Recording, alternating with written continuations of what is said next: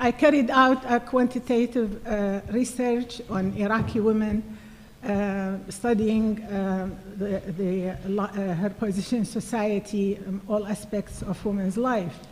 One of the points I did study, it was related to the subject we're talking about today, which is the daily routine of women.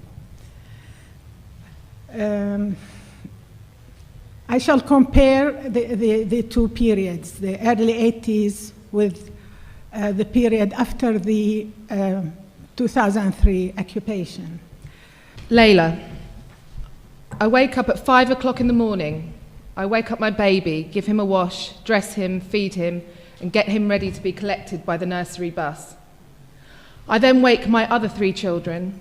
They all get ready to have breakfast and go to school on the school bus. Then I get ready and go to work.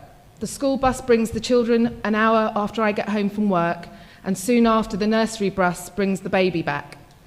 This gives us enough time to get lunch ready.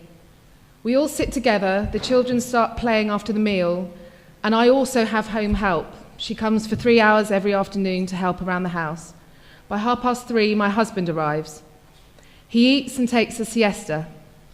In the evening, I go across the street to visit my friends and come back to prepare dinner. I teach the children, monitor their homework, and watch TV. At the weekend, we go out as a family. Sometimes I get asked to look after the children and go out with my friends. Sometimes I get help to look after the children. I wish I could do a master's degree to achieve a higher position at work. Most of the women I interviewed then, they expressed their wishes for more help from the husband. Most of them, they indicated that the husband is not helpful around the house. If he does help, he would do the side salad. He comes home and he sits on the sofa reading his newspaper while I'm very busy dealing with the children and the meal and so on. Majority of women express their wishes to go out more, take driving lessons, go on holidays, do higher degrees. Nurseries had their own buses and vans to collect the babies in the morning and bring them back later in the afternoon. This also applicable to majority of schools, primary schools in Iraq. Such services are no longer available in Iraq. Of course, this is very important because majority of women, educated women in Iraq, are working women. They see that they work immediately after they finish their studies. Children from the age of 8 or 9, they can walk to school because streets are safe and schools are nearby. Streets are not anymore safe for adults to walk nowadays. Majority of women in Iraq brought up to see themselves as working women. After getting their university degrees, getting a job is an automatic thing.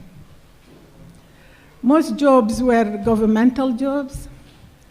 Among other benefits, women working in the public sectors were entitled to a year paid work, maternity paid work. Hourly paid cleaners, nannies, housekeepers were all available at affordable and reasonable wages. Iqbal is an elderly Iraqi friend of mine from Baghdad, very respectable and highly educated woman. She recently sent me an email talking about her problem finding domestic help in Baghdad. I desperately need home help. My sister's very ill and disabled. I cannot take care of her and my brother, who is also very ill, plus doing all the housework and shopping. I can't employ Iraqis as we don't trust them. They might be connected to dangerous groups. Large numbers of Bangladeshis entered Iraq illegally just after the invasion. Due to the high demand for their labour, they've started charging higher and higher salaries. Nowadays, they're asking for $600 per calendar month. This is, of course, on top of a room of their own in the house, plus full board and clothing, whilst they would normally have worked for only about $100 previously. Education has always been very important to Iraqi people. If someone asks for women's hand in marriage, the first question would be, has he got a university degree? This question comes before asking about his job or his financial status and other applicable questions. After the occupation, women have been concerned about their children's education. Alarming number of children stopped attending schools since 2003 occupation.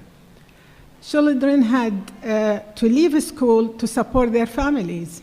Since the occupation, amongst other problems, rubbish collections have stopped. People place their rubbish just outside their home or outside any other unoccupied place nearby, be it a house or other land. I often see two children working together collecting rubbish placed outside people's houses. They're aged 10 and 11. I've seen them more than once. I asked them why they weren't in school. One told me that he's the eldest of 5 children. His father was killed and his mother works from home doing clothing alterations for other people and looking after the family.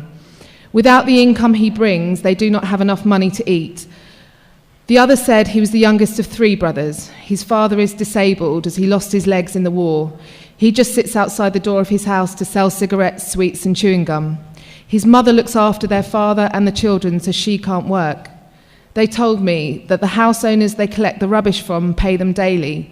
Many pay extra money to help out. Women have become heads of households in a patriarchal society, which increasingly becoming a conservative one since 2003, of course. Daily lives of ordinary women in Iraq are very tough, as large number of women receive little income and no social security. Women became preoccupied with the safety of their families. Millions of men died in the war. In the wars, actually, there's more than one. Others were assassinated, imprisoned, abducted, became disabled, or simply left the country seeking a safe refuge. Every family in Iraq lost somebody. For example, I myself lost a nephew, a niece, and a son of a cousin. They were all highly educated, highly qualified, and young, the 3 of them in their 30s. The number of widows are estimated 2 million in Iraq today, and 4 million orphans. Women are the ones who hold the family together, look after the children and the elderly, also looking after the wounded men in the family, whether they are injured, disabled, or psychologically affected by the war. Women just wish to survive the day and see their family all home safe. We've been in and out of problems for so long, millions of us need rehabilitation. Most Iraqis depend on the food provided by their ration card, which is issued by the government. This just about covers their basic monthly food requirements: rice, sugar, flour, etc.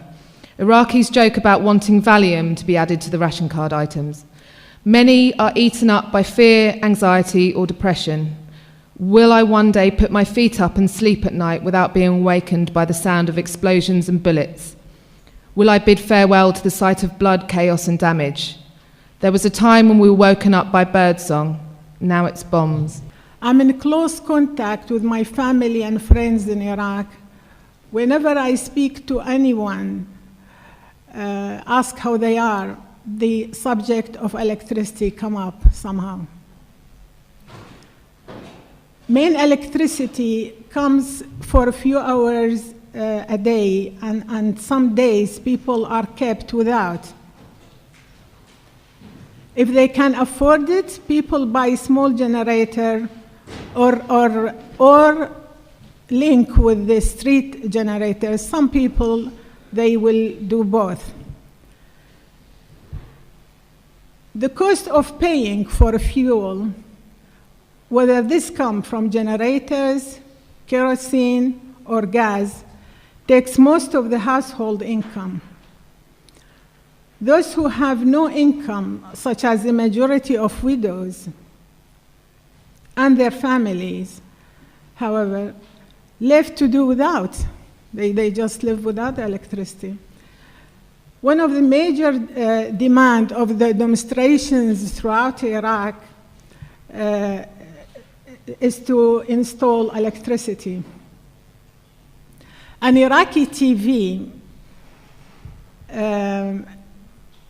has a daily program giving reports on the hourly supply of electricity for each city and town in Iraq.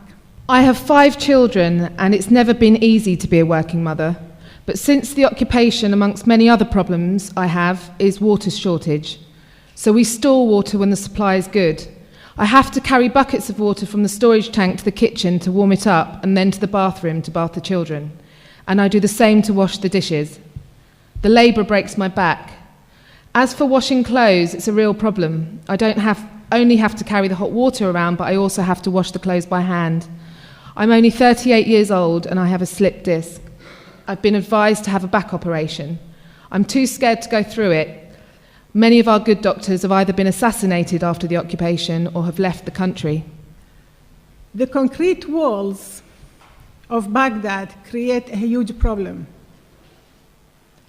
I have an email from a friend who told me about the effect of walls on women's life. She wrote, "One day we woke up hearing that many Baghdadi neighbourhoods were surrounded by concrete barriers. During the bloody attacks and violence, these barriers and barbed wires hindered the rescue work. Another friend told me, the other day an IED exploded. I did not know where to go. I had to pass more than 10 concrete barriers in order to find an exit. The concrete barriers are also another problem when driving in the streets. Every hour in Baghdad is a rush hour because the barriers and the checkpoints." Iraqi people are very sociable, but they have stopped visiting their friends and families because of the barriers and the checkpoints. May indicated. People have stopped socialising. They aren't even able to visit their grandparents on special feast days. Everything has changed here, even weddings. Before weddings were celebrated in the evenings, the celebrations usually began when the couple arrived and the music and dancing would follow. Couples usually started their honeymoon at around midnight. They'd get into a decorated car and guests would follow them through the streets for as late as possible. People would get out at the traffic lights and dance from sheer joy while the lights were red. Then they would hurry back into the car when it turned green. Now the wedding parties begin early and end just before dusk. It makes me sad that people cannot celebrate like they used to, or even mourn as they used to, for that matter. Even burials and the times for accepting condolences have changed. Do you know that sometimes the family of the deceased have to take the corpse back home and then return it the next day, or even bury their dead in a different cemetery because of the road closures and the security alerts? I was very critical of Iraqi society in my thesis. 30 years later, women's position in society and within the family become a lot worse. What women wanted 30 years ago seems luxurious in comparison. 30 years ago, women wanted to go out more, travel, learn languages, learn to drive cars and higher degrees and so on. They expressed their wishes to get more help by the husband and so on. They also mention, a lot of them, they complain that the husbands are not romantic. What women want now is safety for the family.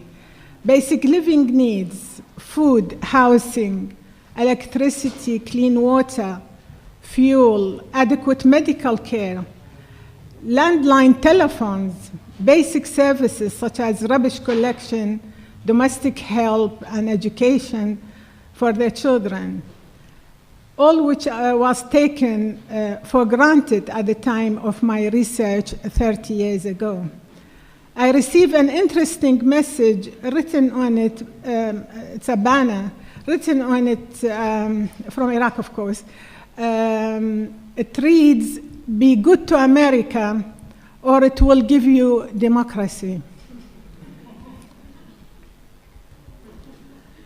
I would like to conclude by saying that even though life in Iraq has changed in many ways and it become harder, Iraqi women have always been strong and resilient.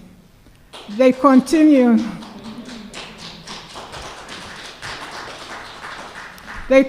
to maintain their strength by holding their families together. Thank you very much for listening.